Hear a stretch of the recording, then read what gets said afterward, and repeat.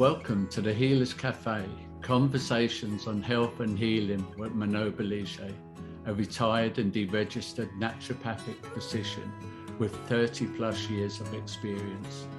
Here you will discover engaging and informative conversations between experienced healers, covering all aspects of healing, the personal journey, the journey of the practitioner, and the amazing possibilities for our own body and spirit.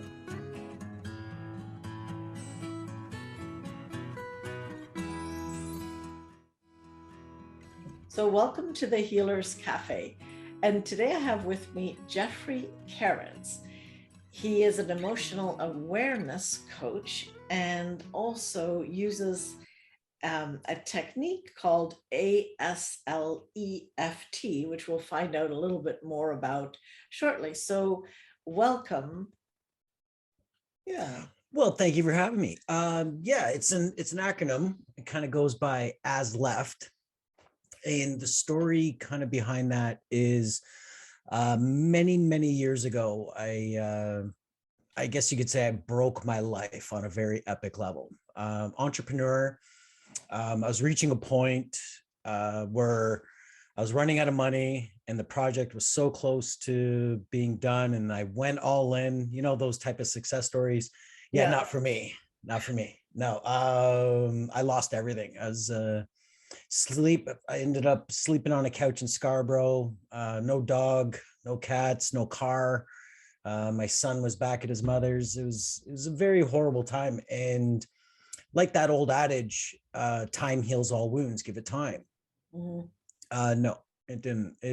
Life just got worse and worse and worse, and kind of capped off when my dad died suddenly, and it was just into a place of darkness. And but during that time, I was reading a lot because what I went through was very unique. It wasn't the worst thing that ever happened to me or to somebody in life. Like my village wasn't raided by a war general, and I didn't see my family executed in front of me. Like, let's put this into perspective. Right. But I also realized that over that time, that our stories are very unique and different, but the emotions that they can create are not so much. Like, there is varying degrees of, say, anger, sadness, grief, despair, sorrow, guilt, shame. So when I was learning, like my influences, Dr. Wayne Dyer, Dr. David Hawkins with Letting Go. For the spiritual side of things or metaphysical, You Are Psychic by Deborah Lynn Katz, Conversations with God, Neil Donald Walsh. Like, I realized that in order to kind of heal, I had to look at the trifecta, you know, from body health, mind health, spirit health.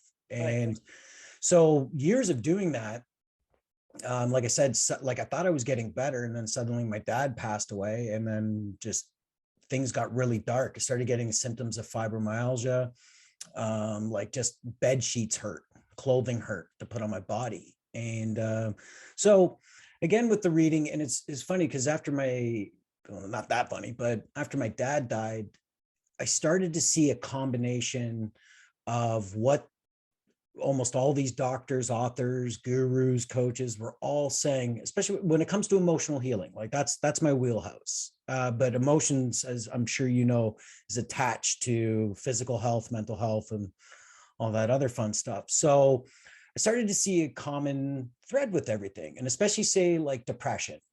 My past was predicting my future, was giving me PTSD, just anxiety so bad I just couldn't get out of bed, or just like if I had a nightmare, I'd wake up and it'd be like a bell ringing in my body. And it was not fun. So I was at my umpteenth seminar, and I started to see just the common thread, and it just kind of came to me, and it's like, if I didn't accept my past, now psychological acceptance is, it's okay, I'm okay, it's going to be okay. Mm-hmm. I never ever said that to myself ever in life. I was always like, well, I can forgive myself when I get my company going again. I can feel better when this happens, and I can do this. I was putting all these conditions unconsciously on why I needed to suffer now. And you're always trying to look forward with like, but you don't want to look at the past. So finally, when I started getting the symptoms of fibromyalgia, I thought I was taking steps forward, but really it was just taking 5 steps back with that. And for the first time ever, I was like, wow, I'm really messed up. And there's like, this is me now, like for the rest of my life. Like those days are gone and it's okay. I'm okay. It's going to be okay. And I just bawled my eyes out for like 30 minutes. And, you know, what Dr. David Hawkins talks about, surrender. I just surrendered and I just let it all out. And that was the first day kind of my healing. Like, cause I felt better. I didn't think like just on a core level, like the nightmares started to stop, the PTSD, the tremors, or like the constant fight or flight started to simmer down. And and it's like, so it's like with what I teach, the modality is it's as left. So acceptance, surrender, love, empathy, forgiveness, and tolerance. And when you combine those, it's like people are like, well, what do you do, Jeff? And I'm like, well, if you want to beat somebody up or defend yourself, you'll go learn mixed martial arts. A person's going to teach you different techniques and when to apply them and everything else. But, you know, George St. Pierre can teach you a sweet rear naked chokehold, but if you don't practice it or apply it, then it means nothing. And that's what this modality is that like, and because I didn't know what to call myself, I just used the word coach. No, I didn't spend $29.95 in Save Now. And now I'm, you know, validated just to talk about people's feelings in life. It's really, if you haven't experienced it, I don't know, like I can always see on YouTube or whatever, when somebody's speaking from a theoretical point of view, like CBT or DBT, or I can see when somebody has lived through it and this is why it works. And everything I teach is life practice. I do have my diploma in addictions work and social services, but that was even after I started presenting as left. So going back to the acronym. So is another thing with my past. So I accepted what happened in my past, and I started to surrender to all the feelings that was built up, all the anger, the guilt, the shame, everything. Like I really didn't label it. It was just letting the energy out. Then it started my mind wanting to replay. I realized I never forgave it. I never forgave the people where I felt like I was a victim. I never forgave myself where I acted inappropriately or whatever. And forgiveness is a very difficult thing for a lot of people, and especially myself, especially self-forgiveness. And people who can't forgive themselves carry around the 2 most toxic emotions I've ever seen in life, which is guilt and shame. People in recovery, addictions, everything else, the 2 most toxic is guilt and shame. And that just kills the body, kills the mind, kills the body. So as I started to learn to forgive myself, even though I didn't get apology or acceptance of apologies from anybody or anything else, it's like, I'm a human being. Like it just, you know, I want to do better and everything else. And in that turn, I learned empathy, you know, just having, like, I realized the people who did me wrong, sure, they did me wrong in that time, but to broad stroke them as like evil people or sociopaths and narcissists, so everyone's so quick to jump on that whenever their feelings are hurt. They're a sociopath. And I'm like, I have been called that before because I can turn off the feelings and have a sharp tongue when I feel defended. But that doesn't mean I don't love my cat. I don't love my son. I don't love my mom and my brother and just feel that type of joy. But in that moment, in that snapshot, sure, I can be called that. But so yeah, learning the empathy part of everything. And even with other people, that even when they hurt you, sometimes you have to use empathy to go back to even the day they were born. Like we're born pure, we're born innocent. And really the pain and what we do, mostly, you know, nature versus nurture. A lot of it's nurture more than nature, I believe. And if I've seen and experienced. So yeah, sometimes I have to empathize with somebody going right back to birth and being like, well, they're not that bad of a person. So, because if you can get to forgiveness, you win. Yeah. Like, let me just interrupt you on the forgiveness for a minute here. So like I get the self forgiveness, and I think that's, to me, the most important one, is to just honor that you know what you know, you knew what you knew, then you did what you did. Like, it's just, that's life, right? And you're evolving and learning. But the aspect of forgiving, when you mentioned others may not have forgiven you, like, does it really matter in the end for healing that they don't? Isn't that their problem? It's they're the ones holding on to the angst and to the whatever it is. It's like, as long as you can forgive yourself, you don't need anyone else's forgiveness. At least that's what I feel. No, and you're absolutely right. And but this was kind of like my journey. I was looking, like, we all know it's internal. Life is internal, it's a subjective mind to an objective life. So it's like, so the journey was, and with AA and everything else, I didn't go to that. I, again, learned it in school and my father back in the day. I'm not actually a fan of AA, so they got some good points, but not so much. Yeah, I mean, they're outdated.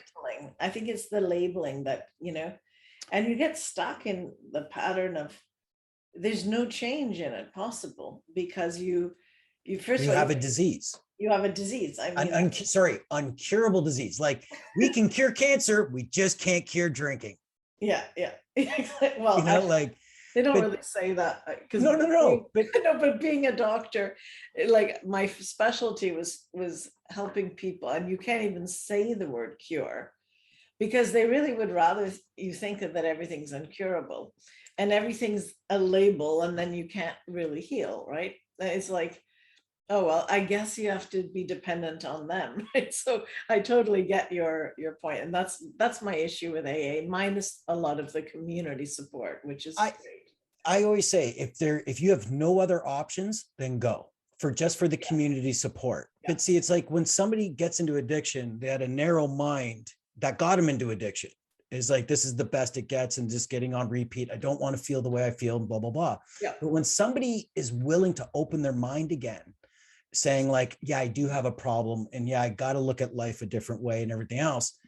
When you're willing, so you open your mind, that means you're going to reprogram your mind. And then you step into AA and they're like, congratulations, you got a disease. It's uncurable. It's with you for life.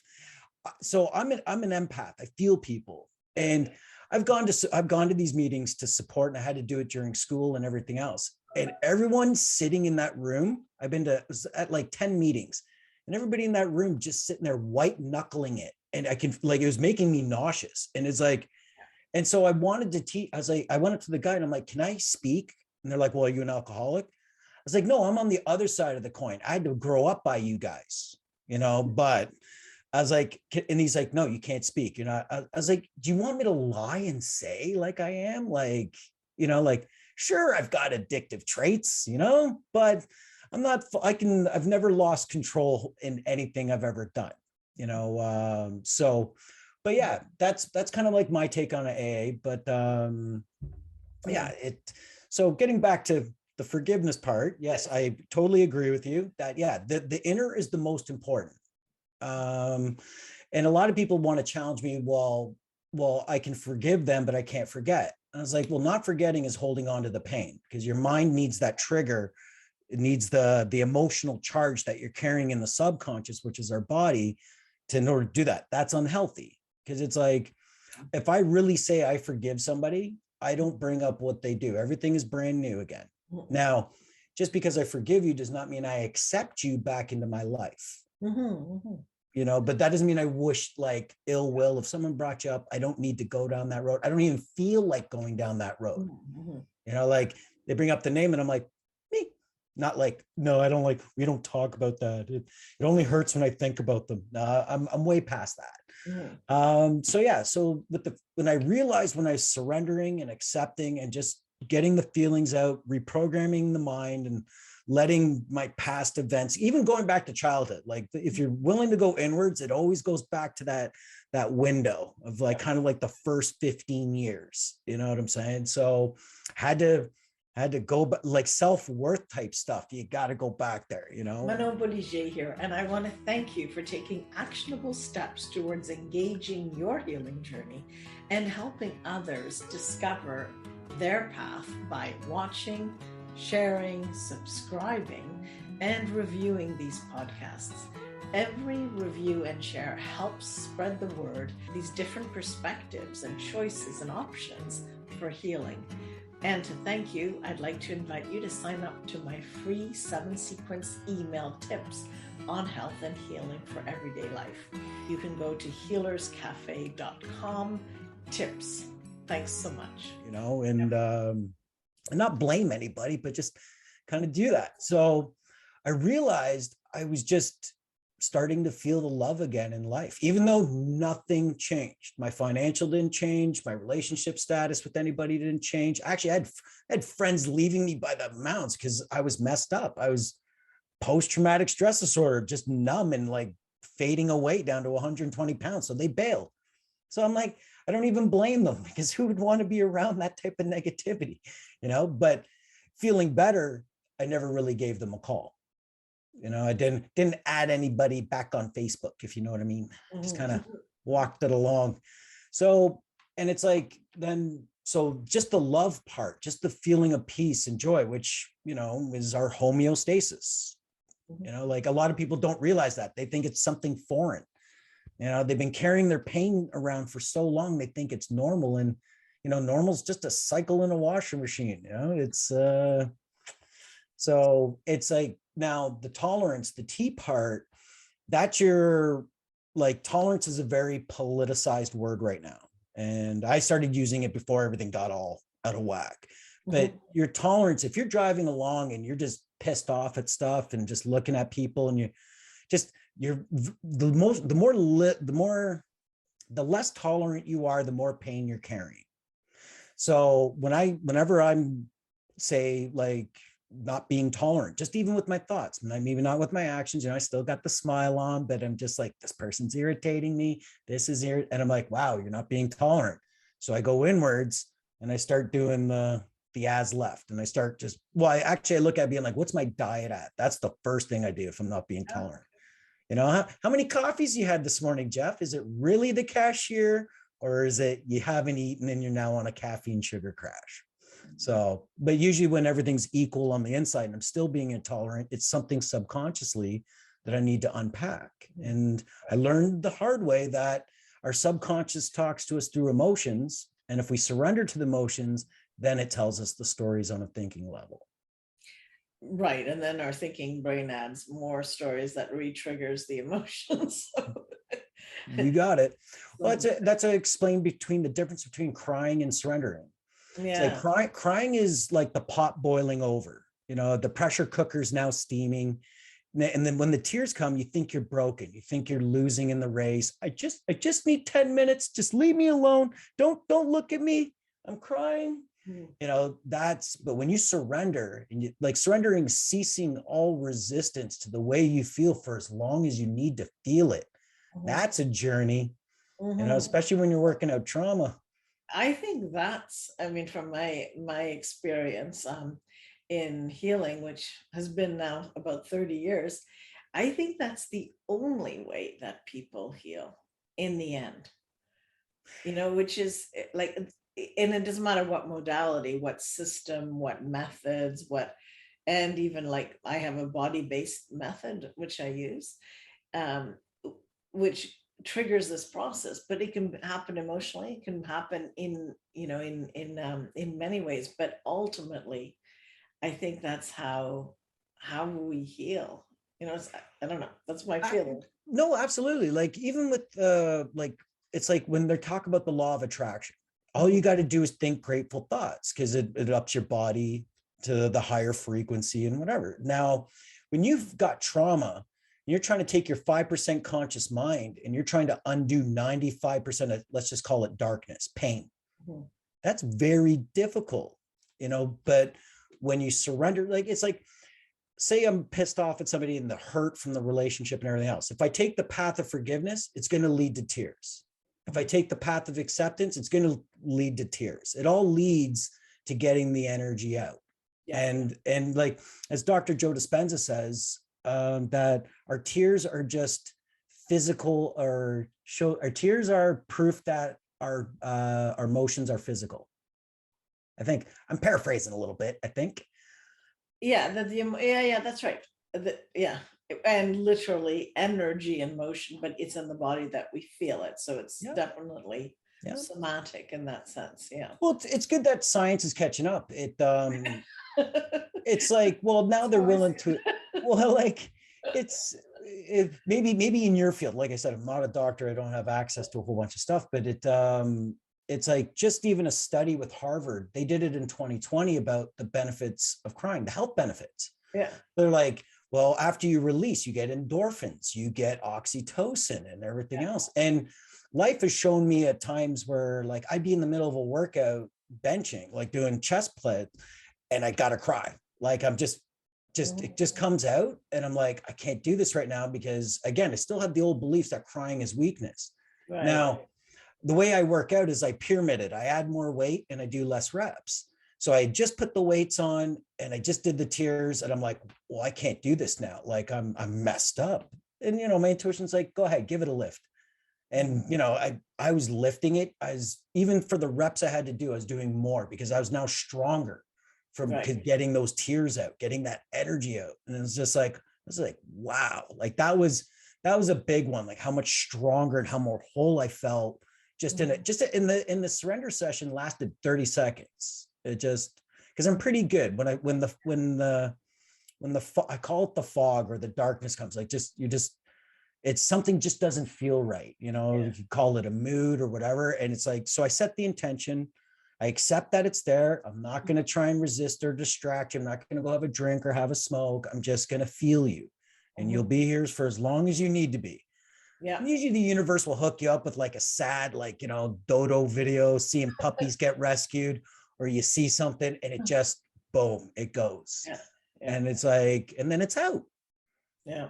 And usually it'll tell you the story of lack, say like, how's this? Being locked down for 2 years, that unpacked like that brought up emotions that I didn't even think existed, from segregation, loneliness, fear, isolation. Like it was like, oh my goodness. Like, and what got me through was as left.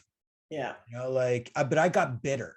Like I finally got to a point halfway through, I think when we're into our third, fourth lockdown, I was just like, and I'm looking at the news and I had no empathy for people. And it was just, and I was like, wow. I was like, I'm not mad. I'm not angry. I was like, I am bitter. And it was like, so had to accept that I was bitter, start surrendering to it. That took like a week and a half. And I had to cut off social media and the news because it was just, that's the programming that just kept coming at you. And it was like, so I need to unpack this before I go back to this, Yeah. Well, it's been a very trying time. But I also think it's an incredible healing time for those who chose to allow, and to see it as all the trigger. I mean, I was deeply triggered by, it's being like told you can't. I actually lost my license because I was a bad girl and I spoke my truth, and well-documented truth that, science doesn't actually matter to these television reporters or to these boards or to all of that. It's just the word that they use. Exactly. To silent. I got concerned is that when they're giving you one narrative and educational people are saying, well, there's a problem here, and they get silenced and canceled. Yeah. Exactly. That right there showed me that we're headed on a path that we can't stop. Like from governments to everything else. Like, maybe not through those methods, but the thing is, how do you stay the joyful, happy, peaceful person? Like you have to allow all these triggers to come through, right? Like that's what I mean by, I was well triggered. Yeah, no, it's, and again, like, well, I'm glad, I respect you that you stuck with your truth and whatever it would be. So, and again, what we witnessed over the last couple of years was profit over people. Yeah, 100%. And is like I don't think we need to unpack each lie, each stage that they went through. And again, it's like what gave me a lot of solace was Matthias Desmond, Dr. Matthias Desmond, with the theory of mass formation psychosis. Yes. And it all made sense. Yeah. And why rational people started just going. Exactly. And also it really helped to not judge, because after a while it's so difficult at times, to see people with 2 or 3 masks on, and they're like, and that they're breathing in their own bacteria and a whole bunch just cycling it back through. And just, it's awful. And yet they believe this endless propaganda narrative, even when it's past, right? And this is because of this free-floating anxiety. They found their solution, they found their God, and that's it. And now they don't know what to do. And it's so, it was easy at first to kind of go, well, just wake up, take it off. And it's like, I didn't say that, of course, but the inner voice was like that. And then to sort of say, wait a minute here, they're really in a mass psychosis. They cannot just snap out of it. And what's the trauma behind that? What's the free-floating anxiety? This is the root cause. This or is lack of feeling a purpose in life. And then because again, what I learned about emotions is that when we feel fear, if we do nothing with it, it just turns into anger. That's interesting. Like I learned, I believe, and I've witnessed that, like, there's only really one purpose for a human being to feel anger, is to take you to the level of courage what was making you feel fearful, to do something about it. Okay, that I can see. That's very interesting. I'll think about that one. It's like because it'd be like when I'm angry, I'm like, okay, what am I fearful of? Deep anger, like not I'm waiting in line too long or traffic sucks. No. Like the deep stuff of being like a core belief of why I'm angry with someone or something or about my life. Because again, what started at the basis is the fear. Can you tell me a little bit more about this club surrender? All right. Yeah, no, well, it is new.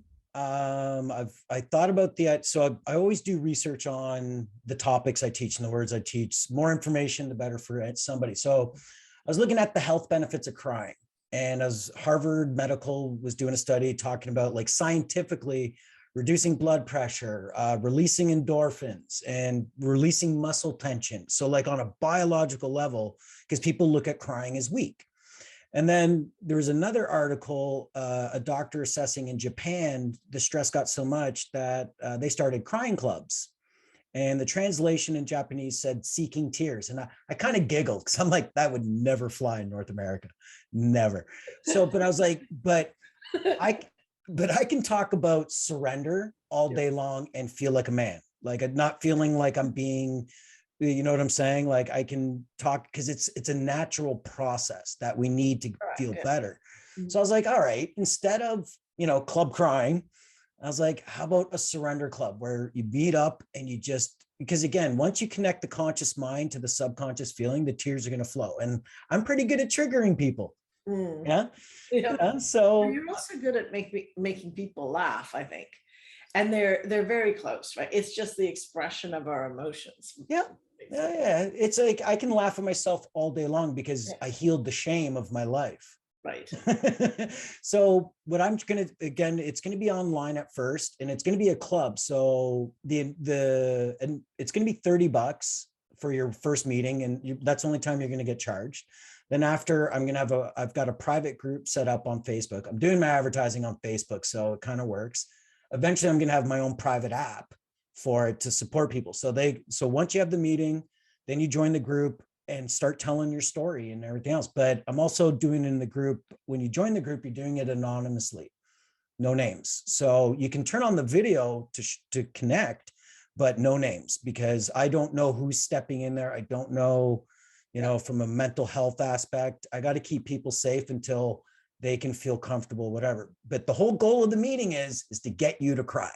So you can tell your story, and then once the tears go, we're on to somebody else. But if you're just sitting there watching, then at the end, I will give you all the techniques I learned on how to surrender, on how to get triggered and let it out. So you can practice on your own, but now you're part of a group. That's great.